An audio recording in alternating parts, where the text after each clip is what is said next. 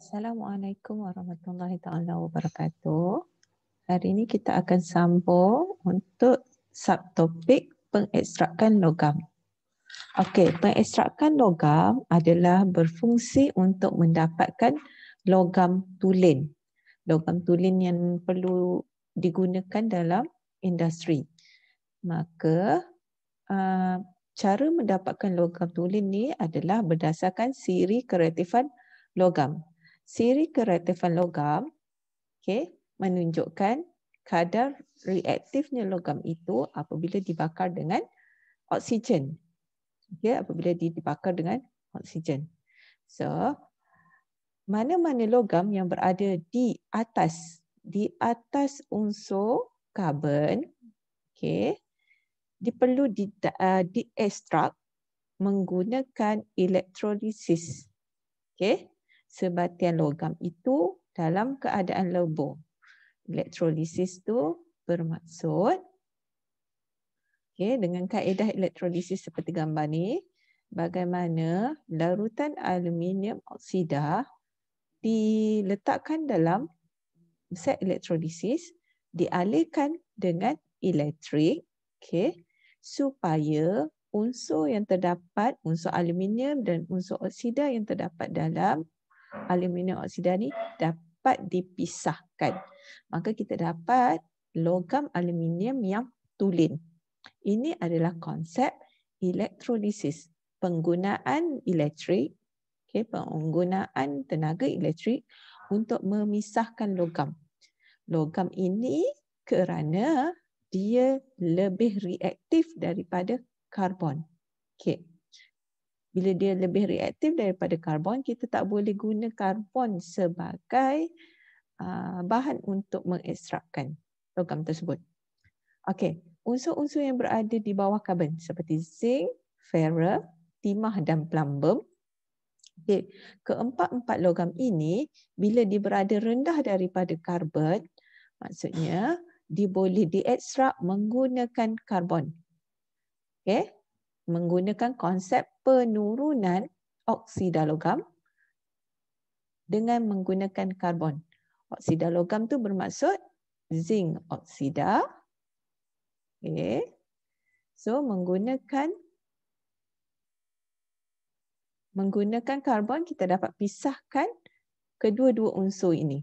Unsur zinc dan unsur oksigen.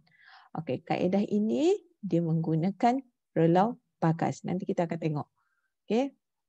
Apabila biji logam itu, oksida logam itu dicampurkan dengan arang dan batu kapur.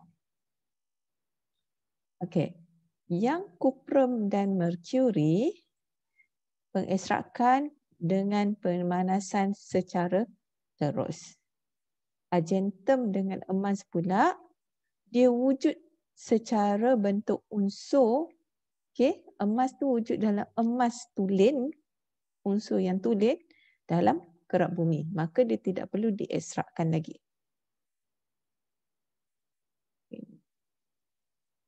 Kita tengok sama-sama video ni.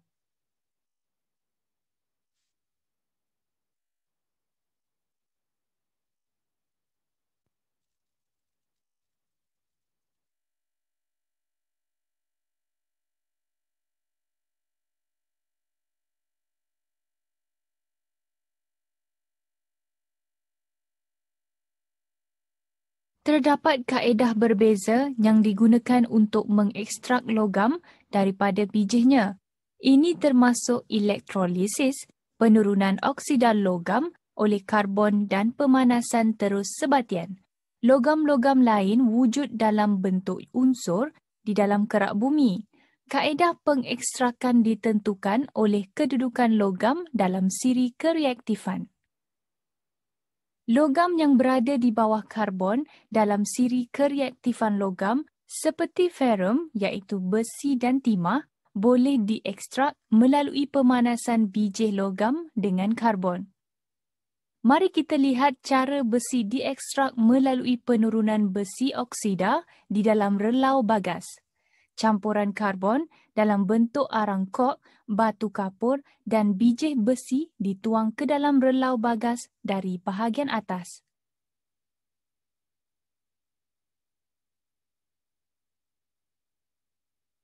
Kemudian, udara panas dipamkan ke dalam relau bagas dari bahagian bawah. Tindak balas kimia berlaku di dalam relau bagas pada suhu yang tinggi.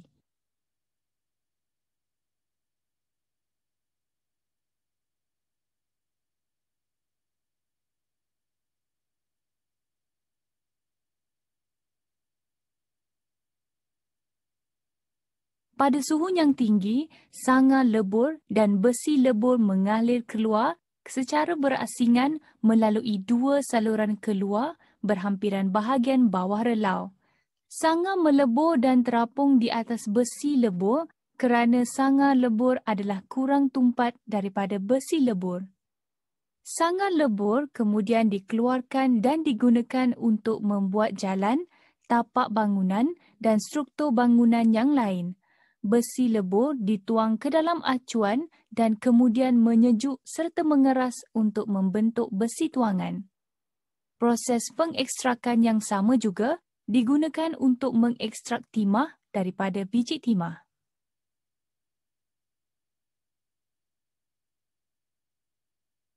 Pengekstrak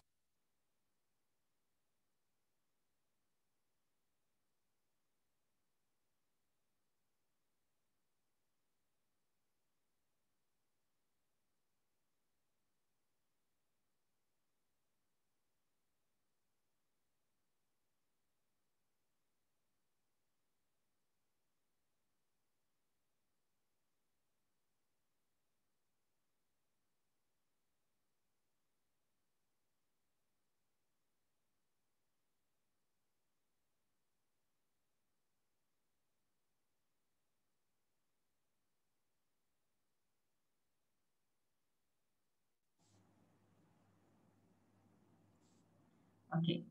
Karbon dan oksigen. Karbon tu aram kok, oksigen tu udara panas tu. Okey, proses pembakaran dia menghasilkan karbon dioksida. Karbon dioksida yang terhasil dalam relau bagas itu akan bertindak balas lagi dengan karbon yang selebihnya membentuk karbon monoksida. So, karbon monoksida ini berfungsi untuk menurunkan oksida besi kepada besi yang tulen, ferrum. Okay.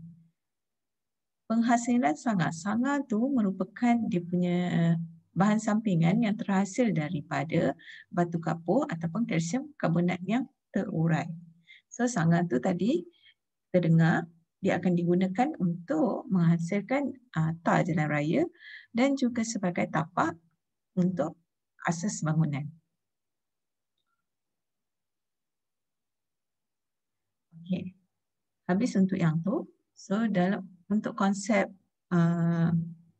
kemahiran berfikir aras tinggi pula, apakah isu pelombongan di Malaysia dan impaknya kepada kehidupan konteks tempatan dan global.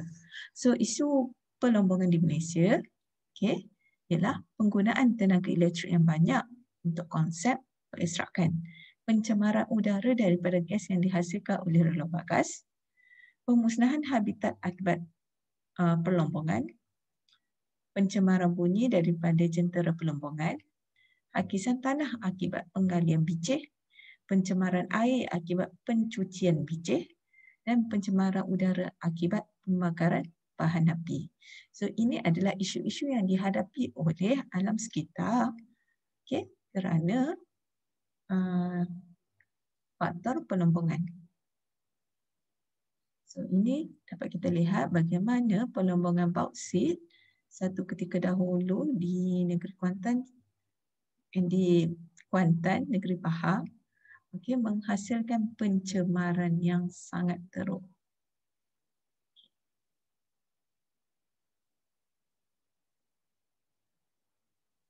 Ini adalah TP6 untuk bab ini.